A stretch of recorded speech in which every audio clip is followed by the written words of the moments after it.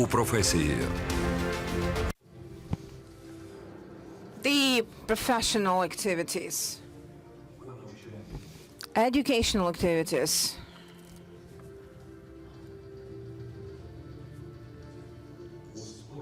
sports activities,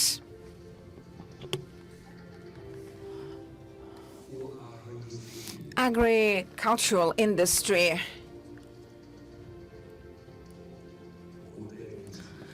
technical industry,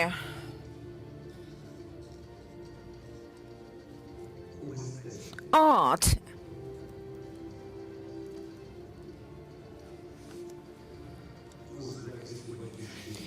protection of motherland,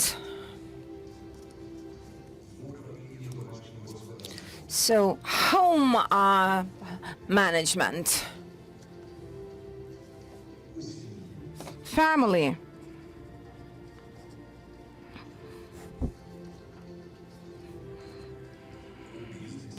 in business, in policy,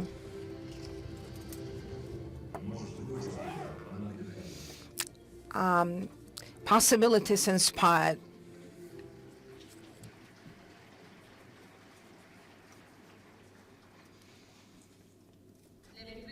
Just for the opening of the third Ukrainian Women Congress, we would like to invite the Vice Speaker of the Parliament of Ukraine, initiator of the Women's Congress, Mrs. Olena Kondratyuk, co-chair of the Caucasus Equal Opportunities, Vice Speaker of the Parliament of Ukraine. Let's give the applause to each other. So with the great mood, I would like to say good afternoon, dear ladies and gentlemen. Our colleagues, sisters, friends, and first of all, I would like to say thank you. Thank you that you have such a brave heart, that you have such a great interest, that you have such a great faith in our fight for the justice, just to get this equal opportunities, and for this opportunity inspiring us. And I would like to pay special attention of our friends and those who for the first time here, and those who are just trying to understand the goals of our Women's Congress, that we are not counterpointing, we are not against something, we're just joining, and we are joined with the absolutely deep understanding that we have to make the world better. We have to prove the implementation of the equal opportunities, the competitors, the equal competitors, the fight of the ideas, but not in between genders, well qualifications and responsibility for good labor, etc. So, and not to have the so-called shadows, undercarpet agreements, etc. We have to deal with the authorities with the best understanding of this world. We are honest in our intentions, and I'm very glad and very proud that we women made a lot of steps in our country. We made a lot of good decisions just to create the new opportunities to inspire our women, and the opportunities inspiring us. And I'm absolutely proved that this is only the beginning. So we have to work together just to understand our victory would be in the focus of the society. So the equal rights of women and men should be a rule. It should be the so-called practice, and it should be the so-called common rule for the society. This is the third Congress for us. We are full of power, and we are moving forward. And I would like to wish you good presentations, good ideas, and no limits to share. Don't be afraid of the grandiose goals, because it's inspiring. And I would like to ask you, just do not hesitate to ask different questions. We have to form the agenda, and we have to follow the agenda. So on behalf of our organizers and partners, let me open the third International Ukrainian Women Congress to open.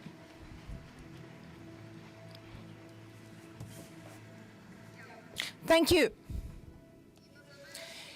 And I would like to remind the very special words from Zelensky's speech. So he says, everything possible. And the first person, he has shared his success, and I'm absolutely sure that it's not only the wife, but also a partner, the author of the ideas, and we would like to invite and greetings to our Congress from the First Lady of our country, Mrs. Olena Zelenska. Welcome on stage.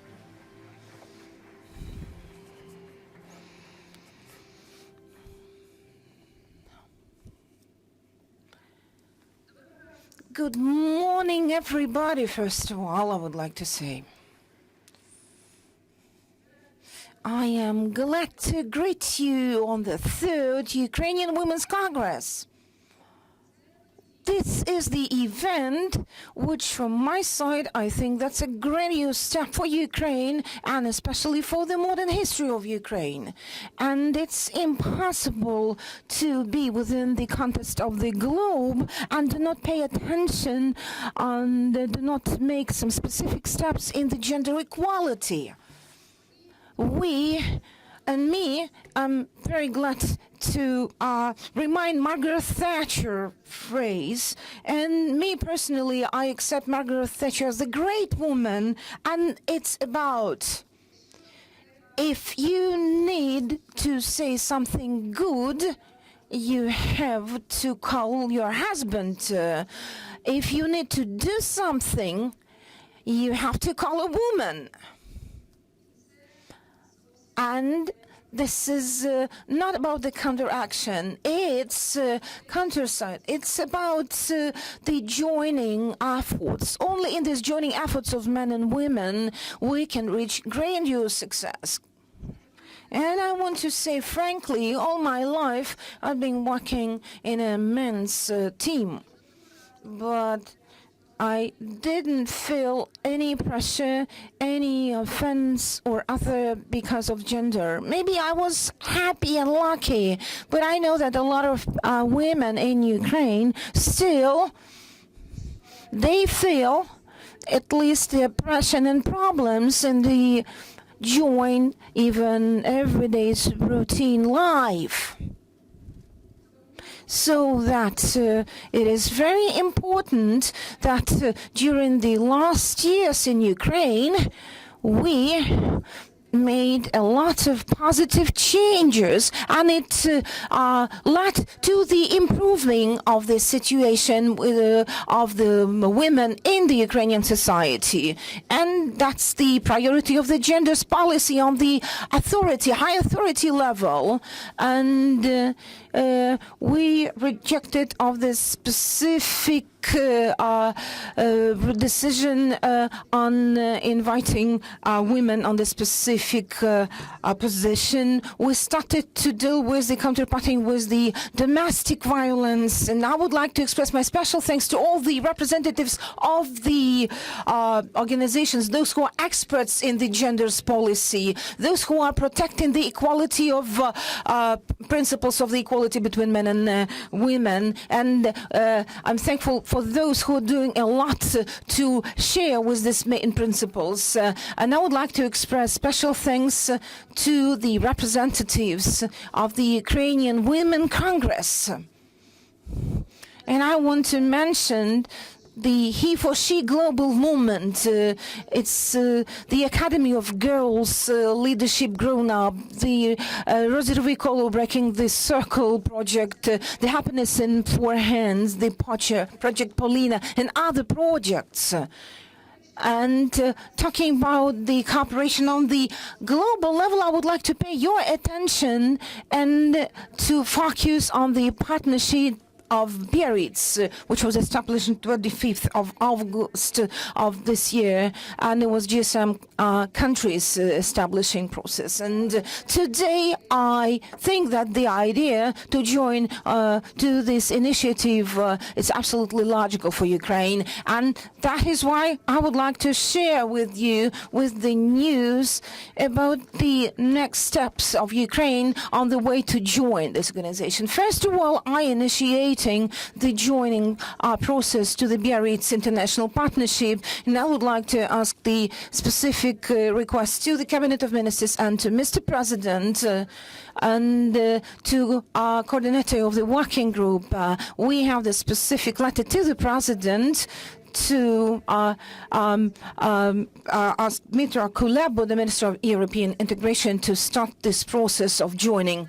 And 17th of December in Paris, within our working visit, Mr. Kuleba will pass this letter with this desire of Ukraine to join to this organization directly to the Ministry of the Gender Policy in France. And then in Ukraine, the authority, the certain authorities in Ukraine will determine the working plans of activity regarding the joining process, and are sure that Ukraine has all the opportunities and all the rights to be on the level of the global leaders in this process of counterparting for the equality. And I wish you fruitful work for these 2 days of this Congress, and I wish you equal possibilities to all of you. Thank you.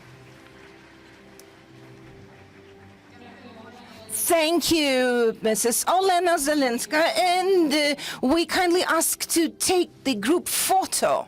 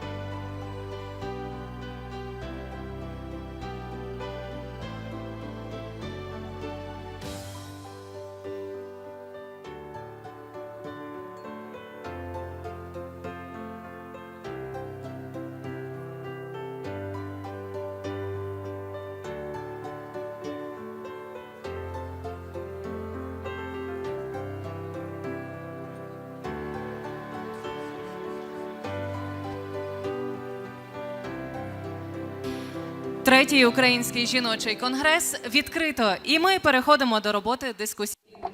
Now we switch to the discussion platforms, and please pay attention to the screen. There is no single country in the world where women play less role than in Ukraine in professions calling for higher education, high proficiency, scientific approach, knowledge, And Ukraine undoubtedly takes the first position. Laws, psychologists, financial agents, doctors, industrial engineers, and tons of other professions are within this group. And here women dominate. So, isn't it the least for the people to approach the policy? But still, the reality is different, because Ukraine takes 105th place, which basically is quite contrary to their contribution into the social and political development. The previous election actually increased the number of women up to from 12 up to 21% in Verkhovna Rada. So what are the basic obstacles for women to get the thing that is matching their actual level of education? Whether they lack the leadership, whether these are stereotypes which are preventing the discrimination, the flaws in legislation, imbalance in between their high capacity and low involvement should be fight.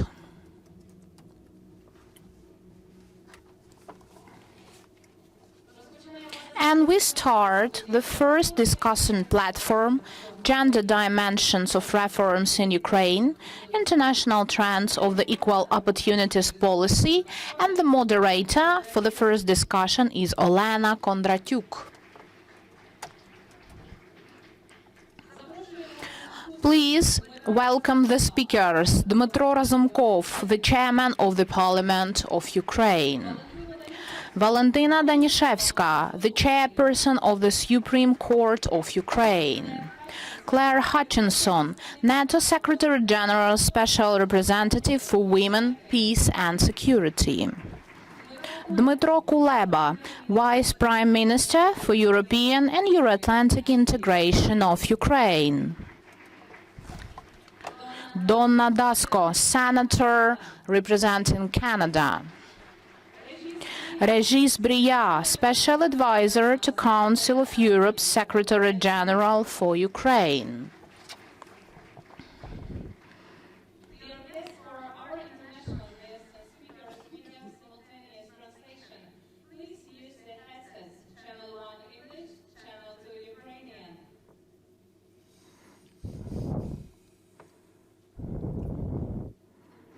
Good afternoon one more time to everyone who is present here today, my dear colleagues. And we watched this clip and you do understand the world trends and the Ukrainian trends. And basically we are kind of establishing discussion platform, and I am expressing my gratitude to all its participants. And first of all, I would like to give the floor to the chairman of the Parliament of Ukraine, Mr. Dmytro Razumkov, with the following questions. So, Mr. Razumkov, first of all, we've heard within the clip that we have a lot of achievements in terms of number of women in politics nowadays, because if to compare with the first parliament, it's only 2%, now we have more than 20%. In your opinion, you as a chairperson, you are analyzing this, you're basically witnessing this, is this number of women actually involved in decision making now? First of all, I would like to welcome everybody with this event, and I hope that both days will be in hot, burning, up-to-date and constructive discussions, which will be full with sense. That's extremely important, because it's important not only for the public, but also for the Ukrainian politics. And going back to your question, I think that women were always involved in decision-making and always participated in great politics. It's really nice that a very I would say, breakthrough in comparison with the previous parliament from 12 to 21%, the figures which are kind of mirroring, and it's very nice. I haven't been forming actually the statistical approach, having a look at the chair positions in committees. My personal opinion is that many of our colleagues in parliament would agree with me there is no huge difference who takes which position. Extremely important in terms of the professional evaluation, the person performs the functions attributed. And I would like to assure everybody here that often our colleagues who are more responsible in terms of their task in a more qualified way. And if we try to observe the leading positions in committees, both heads and vice presidents, I haven't done the statistics, I know, because only 4 women are the heads of the committees. Only 4 women are the heads of the committees. But I would like to give you an example that it is mostly like 20% of the general statistics in the parliament.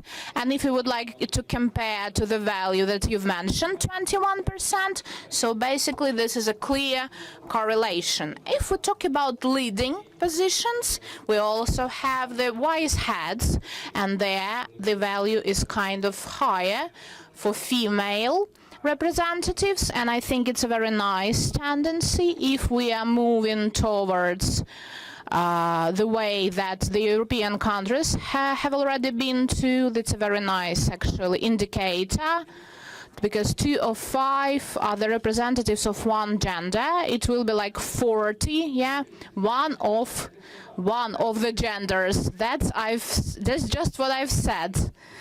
You are just here, just a speaker, yeah, not the head of the discussion. So it's kind of, you are always the speaker, because it's very easier for us with terms of the committee of Verkhovna Rada, because we have already reached better indicators.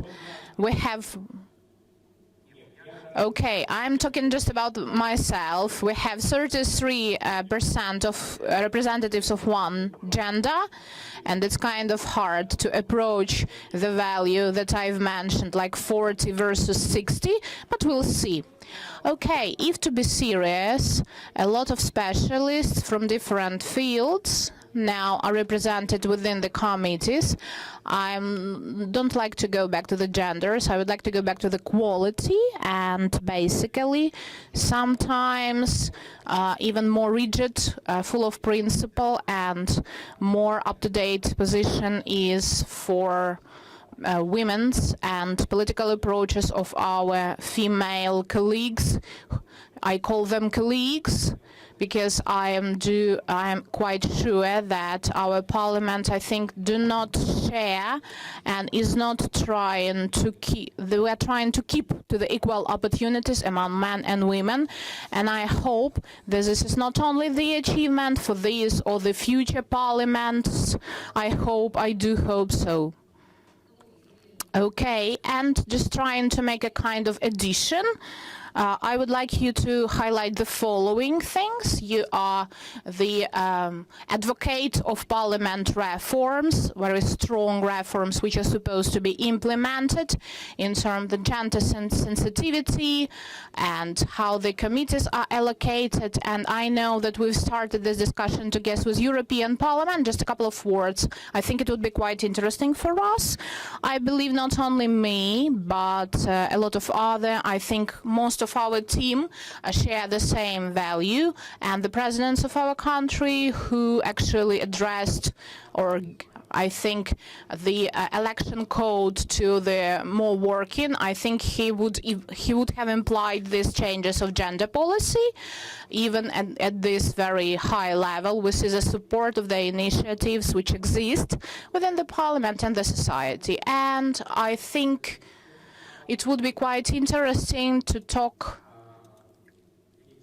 some, I don't know, agenda parts. It's not the meeting for this. It's kind of more targeted discussion, but I think that we have a lot of offers which we should kind of fix for the equal representation in some judicial acts, starting from the election system and basically finishing at the efficiency allocating and professional in terms of the work of the committees as well.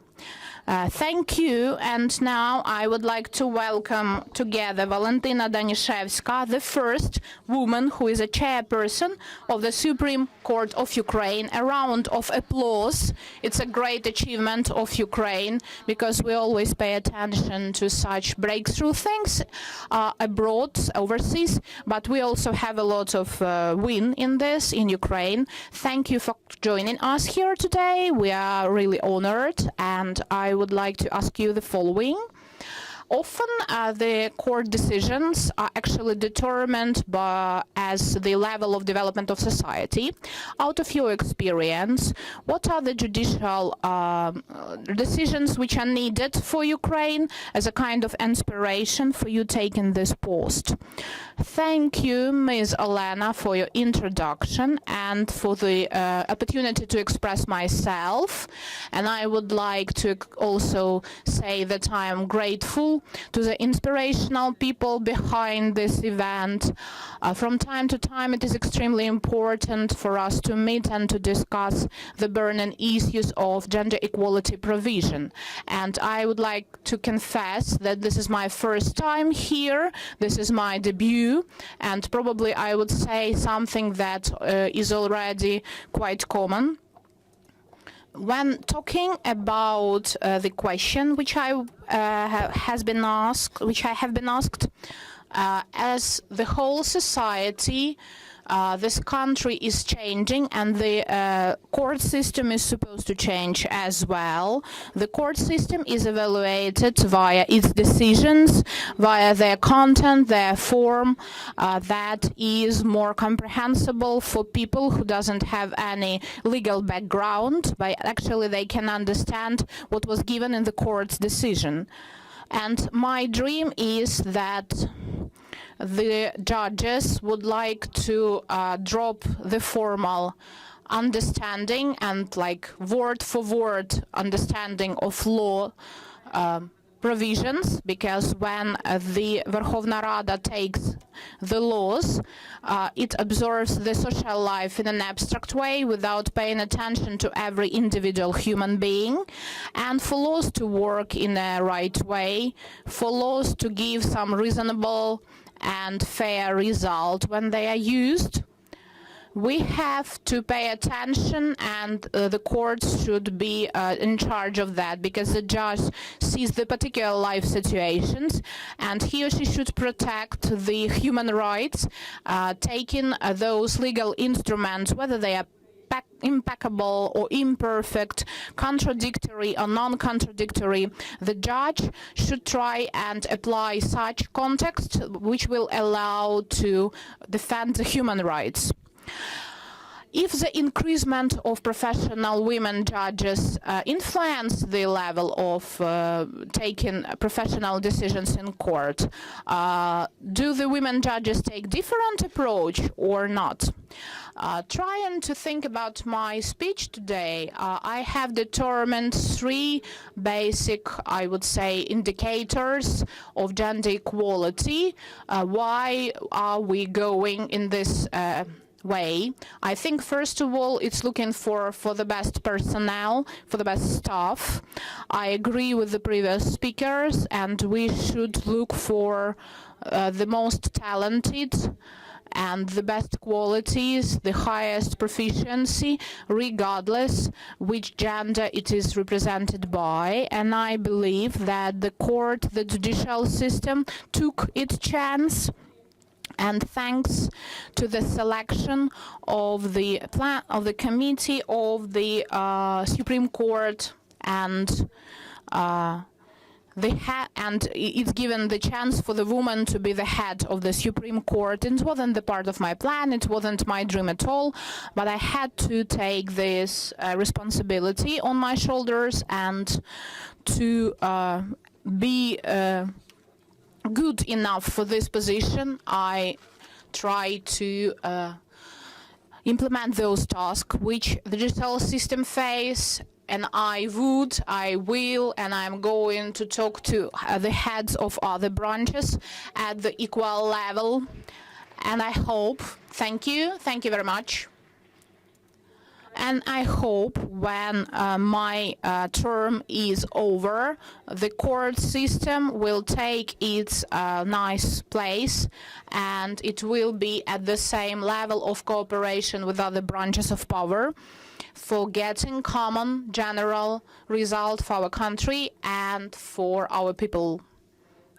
And thanks to the court and judicial reforms, we had some additional opportunities for involving women to the positions of judges, first of all, and to the heading positions as well. And as you know, the selection of judges and for all of the courts, starting for the first instance, the second instance, and the third instance course, is done according to the contest. And I think the contest, where actually the formal evaluation is dominant, it actually gives the women better opportunities to reveal themselves and to take those posts they deserve, because previously women actually were not seen.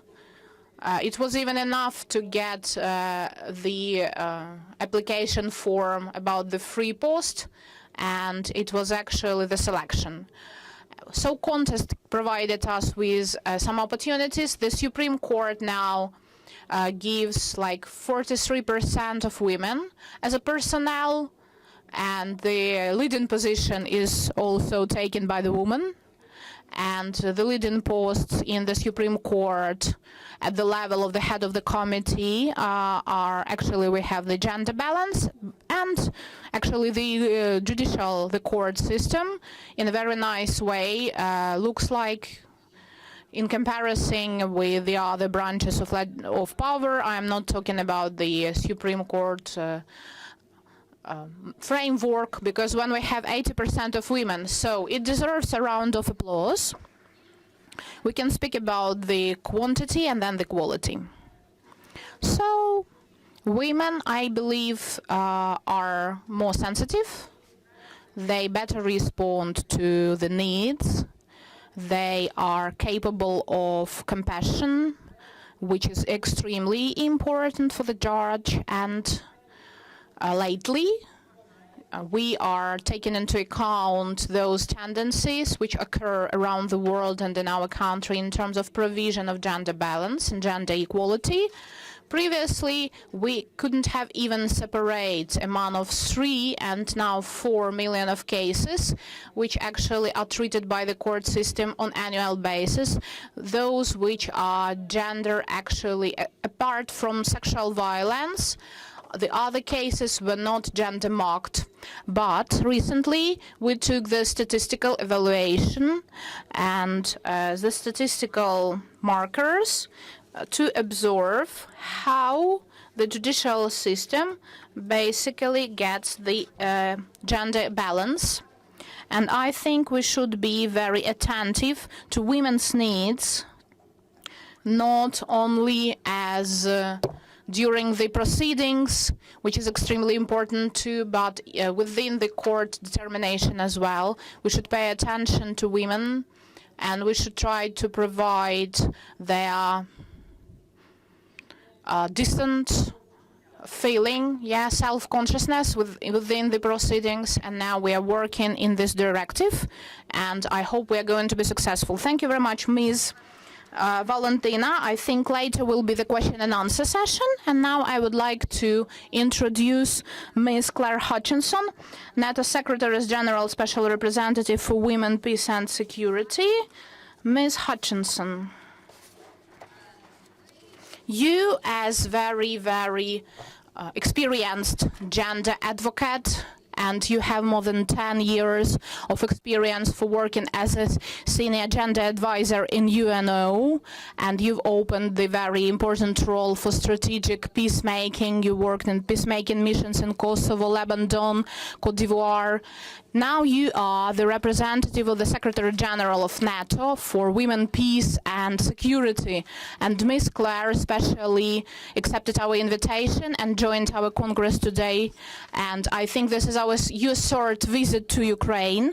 And we know that the NATO standards are very high, and our country is trying to pass the adaptation way to those standards. My question is the following. Can you tell us what are the basic steps for the NATO countries for the full involvement of women into the structures? What are the particular steps and how to increase the quantity and the quality of women for security and peace? So thank you very much. Thank you for the Congress for the invitation to be here. I'm thrilled to be here. I'm thrilled to look out into a sea of phenomenal women rising and to be part of this. But I'm also thrilled to see men, because men have to be our partners in this journey on gender equality. And I want to thank you for having a gender-balanced panel. Not often do we see women and men equally having conversations, and quite often we see men having conversations about gender equality alone. So thank you for that. So the journey in gender equality and women's empowerment for NATO, first of all, it is of the utmost priority for our alliance. It is one of the critical priorities set by the Secretary General. It is carried through the whole alliance through the adoption of our policy and action plan on women, peace and security. And this isn't new. We have long had a history in terms of connection to gender equality.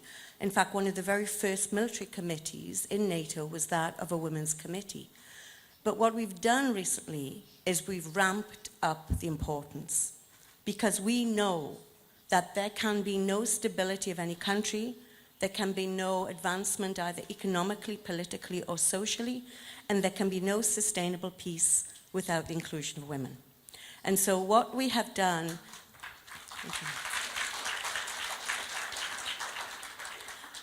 we have taken that to heart.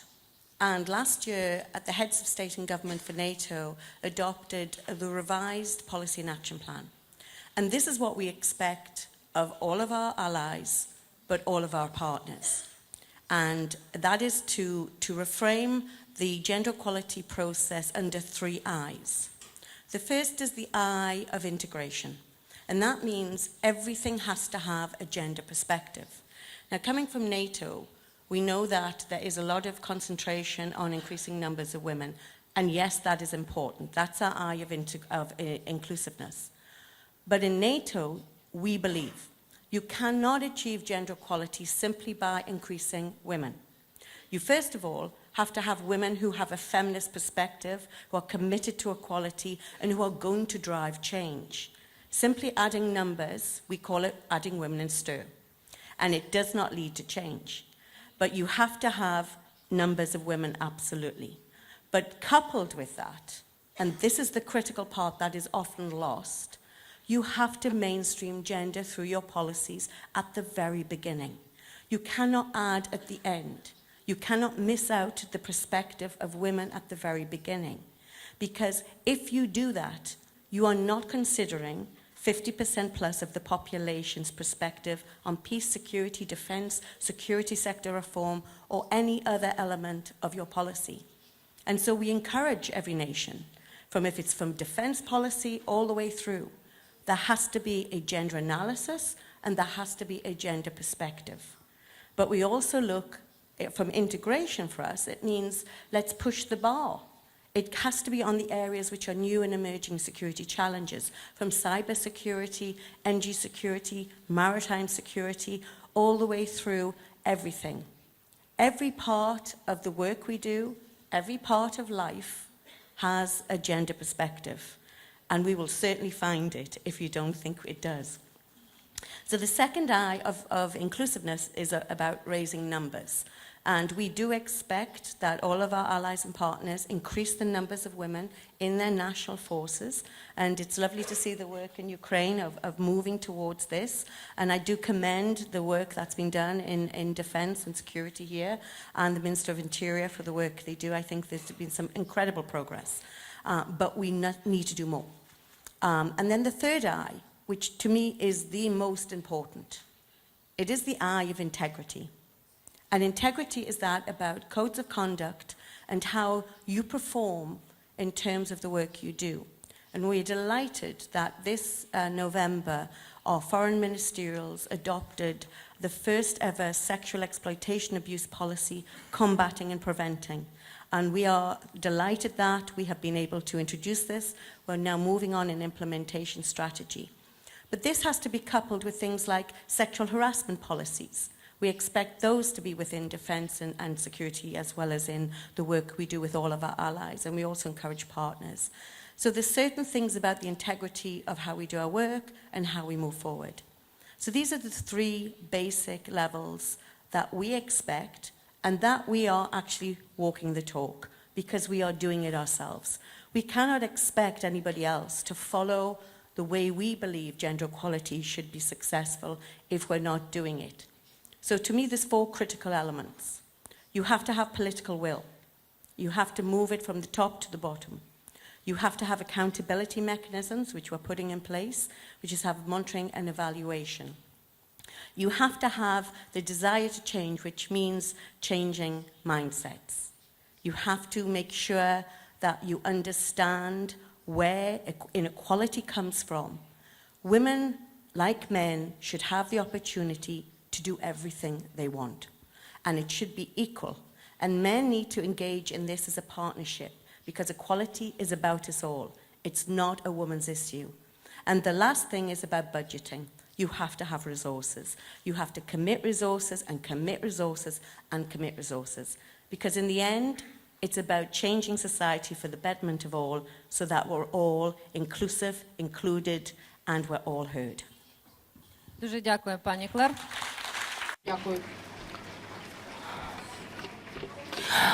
Thank you so much. And if you have any questions, then we will continue. And now we would like to give a word to our executive authorities, because our Prime Minister, unfortunately, is not available to take place in our event, but we will say he's just right now for the customs service, so we will see how many women are working there in the customs service. But at least I would like to give a word to the let's say the main feminist in the government of Goncharuk. Let me give a word to Mr. Dmitry Kuleba, Vice Prime Minister for European and Euro-Atlantic integration of Ukraine. So, Dmitro, all your interviews really proves that you're just, interested in the equality, gender interest. So, we've seen the informational video before. So, could you tell us about the mechanisms? What type of mechanism we have to reach just to reach this progress? Do we have any experience in this? So we understand that the gender equality really encouraged the social and economic development in Ukraine. Thank you. So good morning. And first of all, I would like to express special thanks for those who established this Ukrainian Women Congress. And it's very hard to be the pioneers and just to organize these sessions. And so thank you for your support, and thank you for the participants. You're absolutely cool. Thank you. So I just remind you about this. And the second, this is my first time to participate in the Ukrainian Women's Congress, and I liked a lot all the Congress, the first and the second. And the third, I would like to say that based on what Claire already said and Mr. Kondratyuk already said, Mr. Clare, you said a very important thing in the end of your speech about the resources. Why do you think that the Prime Minister is opening the customs service point? That's because over there, they're just, getting more money to spend on the projects for gender equality. Correct? Yes. So, we understand that this is very important to have this step. And we understand that we will do the analysis of how many women are working on the high level of this customs system. Because, where we have women, then we have less corruption. By the way, yes, I agree. So, and I want to say that we have the so-called approved genderly government in our country. So, I hope that you're glad that we do have the gender-approved government in the history of Ukraine. So, and we say that Mrs. Ministry, had also with us. So the government understand the gender equality is the very important issue. First of all, we already verbalized that the issue of gender equality should be a kind of a routine norm of our everyday operational life in the different levels of the authority. So we're working out on it. And the second, and it's extremely important, you understand that we do have lots of researchers which proves that the gender equality really gives the absolutely fantastic economical potential. So we do have billions of dollars for this based on this equality. So we will try to uncover this, open this potential, and to give more opportunities to the women to play their role in the economy development, and to create the value-added things for Ukraine. And I want to say that I support a lot this Congress, but I want to encourage men to join this Women's Congress, and better for it to have the more men to participate, and then we can reach the good results, because the more men will be excited of this gender equality, the more men will accept these normal rules, the better we'll get the progress, and then we will based on this. And the First Lady told about the joining to the initiatives, and then this we will do. And next week in Paris, we'll pass the documents, and Biarritz would be one of the tools to solve the different tasks. And we are going to cover this goals during the discussions. Well, the different level, the judicial, executive, and others should be participating so actively in this implementation process. So to implement, to provide, it's good, but it should be not artificially created for the people. It should be accepted as the normal rules, our normal mindset, so that we can get the best results. And I am excited of what progress we reached for the last years, because of the Congress activity, because of the participants, because of those who are counterparting and moving us to be forward, to move forward. And I'm absolutely sure that everything would be the better. And then because of these initiatives and the tools, we will be available to make the gender equality as the routine norm of our social life.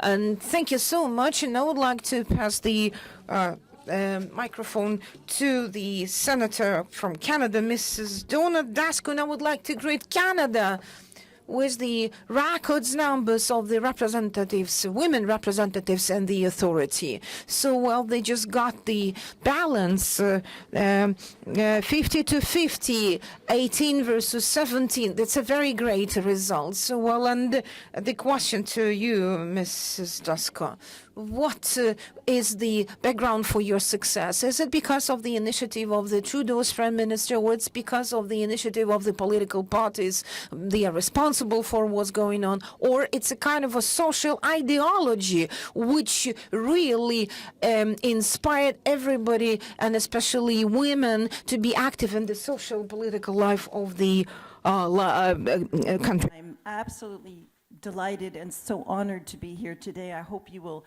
give me a few minutes just to introduce myself and to say how happy I am to be here. Thank you for to the sponsors for inviting me. This is a very important forum for advancing gender equality in Ukraine and in the world. So I'm very, very happy to be here. And I also want to offer congratulations to the new government on your election this year, and also congratulations to all elected members of the Rada, of your parliament, male and female. Congratulations on your elections earlier this year. Canadians watched the elections in Ukraine and closely and take great interest in Ukraine. If I can just say a few words about my own background, I am a senator appointed last year. I am Ukrainian background. My grandfather came to Canada in 1909, so I'm third generation. I don't speak Ukrainian, unfortunately. It was a secret language in my family between my father and mother who spoke it but didn't teach us, so I speak English. My background is two things I want to mention. My background is in the private sector, in the public opinion research business. I built a small company to a large company, so I had the opportunity to study public opinion, changing values, and so on over the years, so that was my profession. But I'm also an activist. I have worked for decades to try to get more women elected in Canada. That has been my main activity, my main interest as an activist. There are many things I can say about Canada, but just a couple of things. Both of our countries had elections this year. So Ukraine went from 12 to 21% women in the Rada. Canada went from 26% to 29%. So we both improved, and Ukraine improved very, very much. However, Ukraine now ranks 105th in the world. Canada ranks 54th in the world. So we both should do better, and we both can do better. So we should do better. Now, I want to just say a couple of things. There are many things I can say about Canada, but I want to, first of all, just at a very high level, say that why do we need more women? Because it makes our democracy better. We are at least half the populations of our countries, and our voices have to be better represented in our parliaments. It is a matter of representation. It's a matter of having our voices there and present and active. And this is a worldwide movement for gender equality in politics. So we are part of the worldwide movement. The United Nations, other organizations want this. So we are part of the international movement to get more women elected. And another thing I just want to comment on, I learned from my career as a public opinion researcher that women often have different interests. They are motivated by different kinds of policies. Women are very interested in the social safety net. They are interested in good education policies, good healthcare policies, good social supports. And so therefore, we need the voices there to be strong voices for these kinds of policies. So that is another reason why we need women's voices in our parliaments. And of course, I think we've heard many times, women tend to bring a different kind of feeling into politics, a different kind of decision-making processes, more consensus-oriented, less conflict-oriented. So women also bring that to politics. Now, I think, when it comes to Canada, there are many things that Canada does well. We are, of course, part of all the international conventions. We have a strong gender equality orientation in government. We have a department that is devoted to promoting gender equality in Canada. We have a feminist foreign policy initiative, and I think Ukraine is familiar with that. So we look to other countries in our foreign assistance. We look to what they will do to help women and girls in their countries. So we have also half of our cabinet is female. The Prime Minister appointed half his cabinet female. We have 4 out of 9 justices on the Supreme Court who are women. So we have come a long way. But in politics, since I have been active in this area for so long, I always look at what needs to be done. And I would like to, if I could, share some of the things that I felt were very important in my career as an activist. Some of the things that we did, I was leading an organization called Equal Voice. So we had different strategies that we used to raise awareness in Canada of the need for more women in politics. So we worked in a multi-partisan basis. We tried to work with all the parties, not just the parties on the left of center, but also the right of center, because we wanted to have everybody involved in the project of promoting more women. So that is what we did. We celebrated women in politics. We recognized them. We gave awards to them. We put out media releases when women got elected. We promoted women. We wanted to recognize women from all parties. We also, in civil society, put pressure on the political parties and the leaders to promote women in politics. So we always, when an election was coming, we would engage the leaders. We would say to them, okay, what are you going to do in this election to elect more women?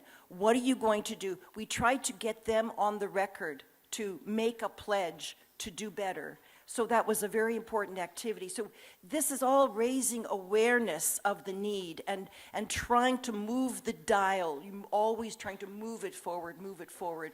Another thing we did was we would call out, sometimes men, they can be dinosaurs. They say things that are not, that are dumb, are really dumb. So we would pay attention to this.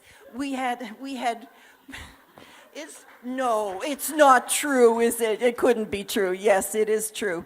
So we would call them out, We had friends in the media. The media, they love a good story. This is a good story. And they would say something dumb, and we would call them out, say, well, look, you can't say this about women. This is wrong. This is a stereotype, but we have to move forward. And so we did this process too. So proactive and reactive media engagement, engaging civil society, engaging the leaders, always trying to move the dial forward. These were some of the strategies that we used. But permit me to say just a few more things. When it comes to electing more women, there are some very important structural changes that we must have. And the research worldwide shows two things are important. One is to have an electoral system that has elements of proportionality in it, where parties get seats according to their votes. And the second thing is to have targets and quotas. So I would say to Ukraine, you are very lucky, you are very smart, you have two of these things already. You have the good basics to move forward with electing more women. You have half of your parliament is based on the list system, so that's good for women. The research shows that countries, especially Sweden, Norway, Finland, and so on, they have the systems. These are good for women. And you also have quotas. You have a quota for women. The research worldwide, this is a movement worldwide for quotas. Over 130 countries in the world have some kind of target or quota. And Ukraine has a quota. But what is needed with the quotas, with the targets, are the penalties. So what Ukraine could do is to strengthen those penalties. And that is how you can strive to move forward. As a parliamentarian in Canada, I'm going to try to get Canada to make the targets and also to make the sanctions. So I have a lot of work to do, but now that I'm a member of Senate, I can cause a lot more trouble than I did in the past. So I'm going to work toward this. Дякуємо, пані Даско, дякуємо. Я Хотіла би сказати, що ми якраз повернемо. And I would like to say, go back to you to the question about the advocacy of quotas, about the keeping to quotas, about the penalties that you've mentioned. And I would like to give the floor to Mr. Regis Briard, who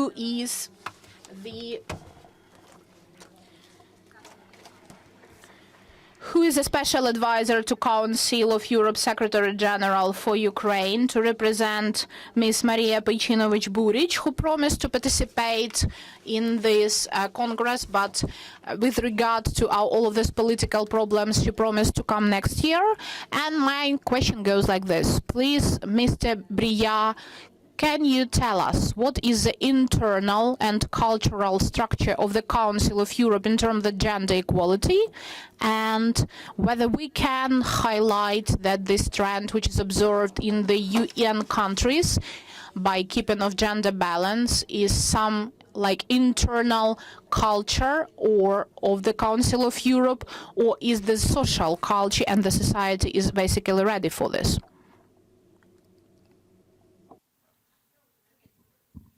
It works? Thank you very much for the invitation, and I would like to confirm that the Secretary General of the Council of Europe, Mrs. Pejchinovich-Buric, was delighted to receive your invitation and unfortunately could not participate for other commitments. Let me start by repeating what previous speakers already said. I could limit myself to agree with what was said, but I want to repeat it because it's very important. If we want to achieve long-term results in gender equality, this should not be seen as an issue only for women.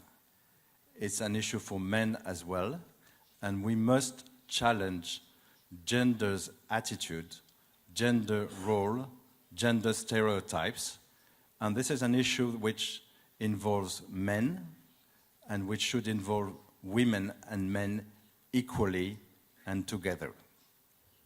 And in view of this important fact, the Council of Europe is working towards its three main goals, which are democracy, human rights, and rule of law. And gender equality is concerned with the three main objectives. There cannot be a true democracy if more than half of the population does not participate fully in the life of the city and of the country. There cannot be a proper rule of law if the judiciary does not take into consideration women's rights. And I was extremely pleased to listen to Mrs. Danishevska, the chair of the Supreme Court of Ukraine. And there cannot be human rights if women's rights are not also included.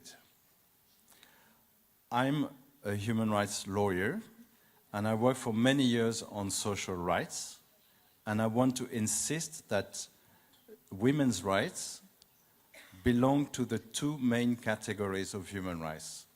First of all, to civil and political rights, and equal participation in election, in democratic institutions is very important, but women's rights also belong to social rights, and they concern the daily life of the population.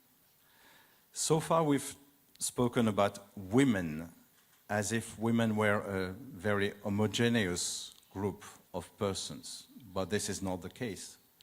There are many different situations, many different ways of living and of having a relationship with the society. Let me insist of women from minorities, women with disabilities. And in the current context of Ukraine, where the conflict is extremely difficult for everyone, it's even more difficult for women. The burden on women is higher than on men. I'm thinking of the internally displaced persons who suffer from the conflict. But I'm also thinking about the economic situation, the labor, the workforce, where women are discriminated and receive remuneration which are lower than men. And this issue of women being discriminated is not only an issue in Ukraine, it's an issue in all our 47 European member states. We can observe different trends, but the main situation appear in most of our countries. And we want to be united, we want to work. It's a top priority of the organization, which produces, first of all, international treaties, conventions, like the Human Rights Convention, the European Social Charter, but many other treaties ratified by our member states. And I want to congratulate Ukraine for having ratified many of these treaties and working very hard on their implementation. However, let me add one thing, that of course I wish Ukraine could ratify very soon the Istanbul Convention І ми теж так. against violence against women, and basing on the unity that you are showing today from different political parties, I can be very optimistic, and I really would like your country to ratify this treaty as soon as possible. Дуже дякую. Thank you so much. You know, I just, promised to Mr. Dmitry to let him go because he's going to get the international meeting. But I would like to mention two moments that together with Mr. Dmitry, we just, are taking the responsibilities for ourselves just to overview the code as for the advocacy. I think code within the Parliament, Istanbul Conference, and also the other things from the Congress. So you mean Congress? Congress, maybe it will be done on the level of the Parliament. No, also from here, from Ukrainian Women's Congress. So, well, at least not with the customs ceremony of opening, but I do have lots of other work to be done. And I think for the next meeting of the Parliament, we will talk about the more figures. But it will be also depending on the Ukrainian society and also from you also. But we need to uncover these positions to the publicity. So while talking into the political forces, I came to the parliament. I mean, the Sluga Naroda, or the Servant of the People party. So it was the very small amount of women. But as of today, we do have another part that's majoritarians, and over there, women are in harder position to reach the victory. And you've seen a lot of bright examples here in this hall, but I think it's rather rude situation, and it's I'd rather say mainly men's fight on this level, and sometimes this lack of these so-called gentleman approaches. But it's true. But it's less depends on the political people, but it's just, depends on the human character. And I want to wish you again to have the fruitful Congress, and I would like to express special thanks and thank you for participating. And I would like to apologize that I need to go back to my work. Thank you for your participating. I would like to say a few words and to give the mic to the UN Woman in Ukraine representative, Mrs. Anastasia Divinska. What about the situation on gender equality in Ukraine? You can tell us the real situation, how actual this issue is. Доброго ранку. Start by saying that I wish to congratulate us all. I don't know how to best address everyone. To congratulate us all with the 3rd Ukrainian Women's Congress. It's a milestone for all of us. It's a highlight of the Ukrainian women's movement. It's a contemporary page of the development of Ukrainian women's movement, and we are all a part of it. It's an honor, a privilege, and it is a delight.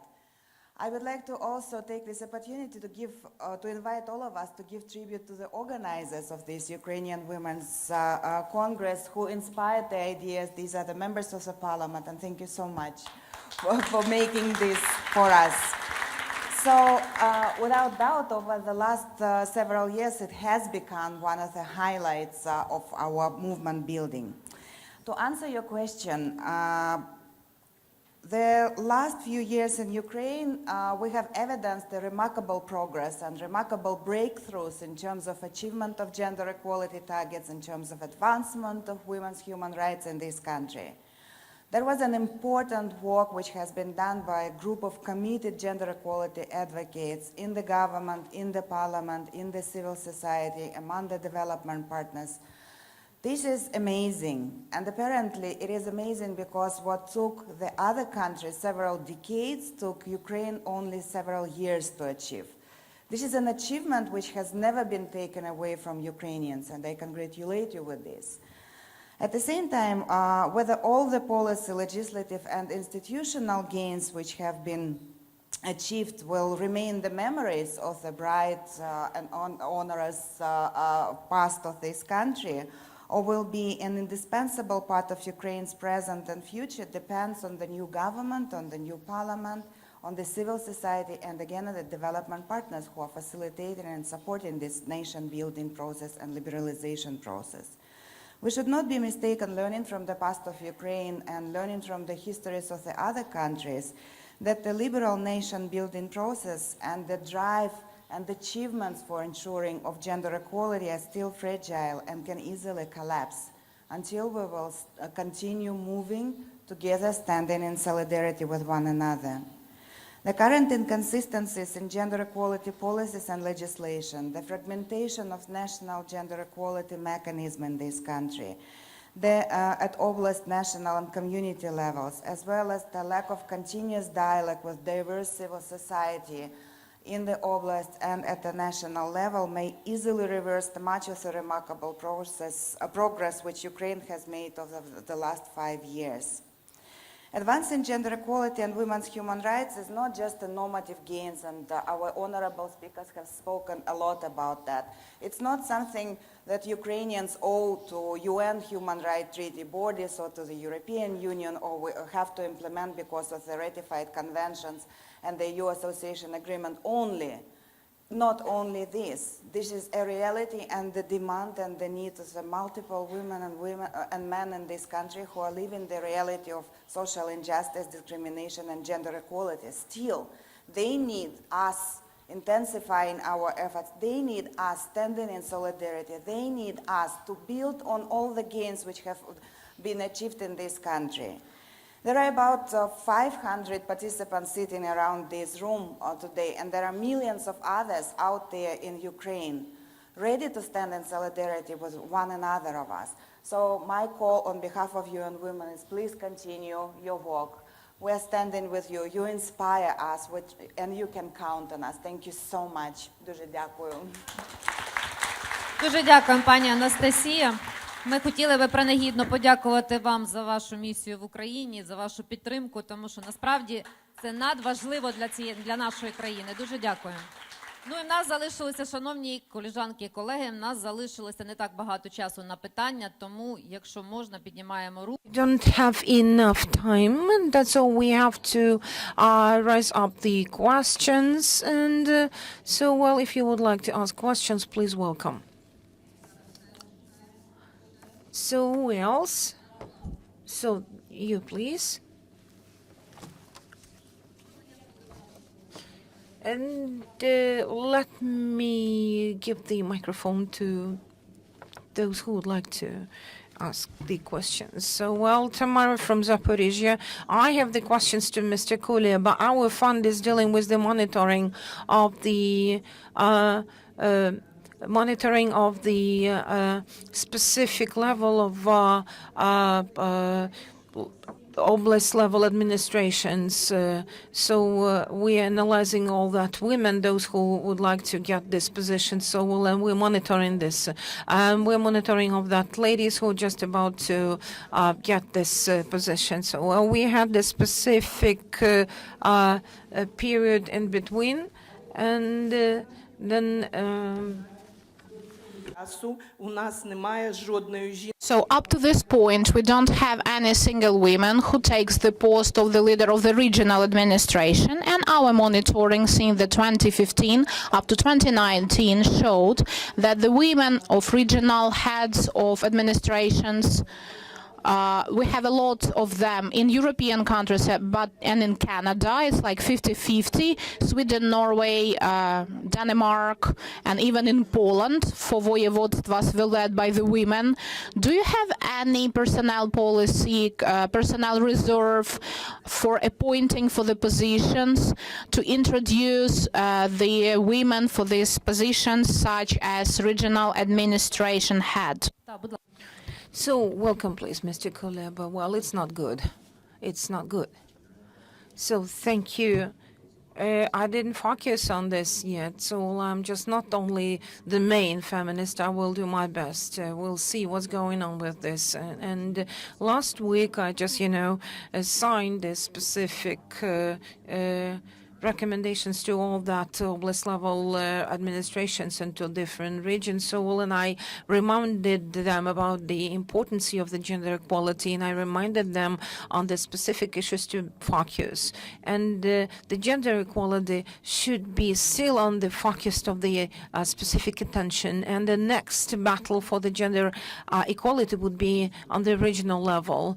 That's a lot of work to be done there. So we understand in the city of Kiev and the big cities, it's more or less okay, and it's going on, but we have to go on the so-called down level, on the amalgamated communities and other levels, but unfortunately we don't have all that tools implemented in the majority of the regions. Resources is important. It will be not enough financial resources. It's the reality of the life, because the more financial thing you get, the more plans you will think about. So, and the resources should be in use, and we have to move on. And maybe it's not the question to Mr. Kuleb, because we understand that the policy of appointing to the specific positions is done on the level of the office of our president. So let's not directly to Mr. Dmytro, but Mr. Dmytro definitely will push this issue for sure. Thank you. Do you have any other questions? Welcome. Good afternoon. I would like to say that we got a lot of information from our international partners that we removed the gender from the level of the different ministries. Could you tell us, we have the Women's Congress, a lot of things have been done for this 4 years. How to renew the gender expertise, because the gender expertise was removed. And the gender expertise, as of today, is focused on the level of the Ministry of Justice of Ukraine, and now this is the important thing, just to approve all the normative acts. So we had a lot of ideas before, and the idea were to pass these gender initiatives and expertise to another things, but at least Ministry of Justice and the facts, that's all that normative acts should go through a Minister of Justice approval. It's within this model just to provide the gender expertise and gender analysis. So, well, I understand that we do have lots of different visions. And I want to say the first month of working on the level of Cabinet of Ministers, I want to admit that there are lots of thoughts and there are different approaches. and all the approaches, they were not about the Euro-Atlantic integration, but mainly about gender equality. So a lot of different principles, different mindsets. I respect all the mindsets, all the opinions. I understand that some have their opinions, etc., but it should be a kind of a general policy. This policy should be implemented, but the policy should also be changed. The very specific and very special, simple rules, but we have to be focused on this issue. So the focus of the executive authorities should not decrease, but increase, and on this I guarantee. And that's why I tell you that all the specific approaches will be improved, and they will never decrease the efforts. And I made a lot, the very special meeting with the deputy ministers, with the head of the executive authorities, those who are in charge of the gender equality implementation. So we discussed about the different instruments, about the additional instruments to be implemented, just to get this level of the gender equality to be cross-sectorally successful, and it should be kind of the specific part of our life, and then there will be focus on the specific things, specific initiatives. So we got new initiatives, and these initiatives will improve this system dynamic and live. So thank you for your answer. So I want to well, I see there. Let's have another question, and then I would like to ask another question from my side to all of our speakers. So, good afternoon. My name is Marina Rudenko. I have the question to Mr. Dmitro. And so a few months ago, you said that the government supports the idea of the Ministry of Internal Affairs just to create the center of the gender competencies for the security sector. So could you tell us how it goes now? What's about this idea? What type of support you need to get just to realize this idea? Thank you. Well, everything is moving on. It's everything okay. The only one thing, but it's very important thing, how to organize this center as the institutional center, just to be more efficient, how and where to settle it. And now we're still discussing, and I took the responsibility, and I guarantee you that this center will be established for sure. And another question from my side, just to close this section, I would like to express my thanks to all speakers. This is our slogan, and the slogan of our Congress is "Opportunities Inspire." What about opportunities to be inspired for your next step of your activities? Could you tell us, Mrs. Valentina, what do you think?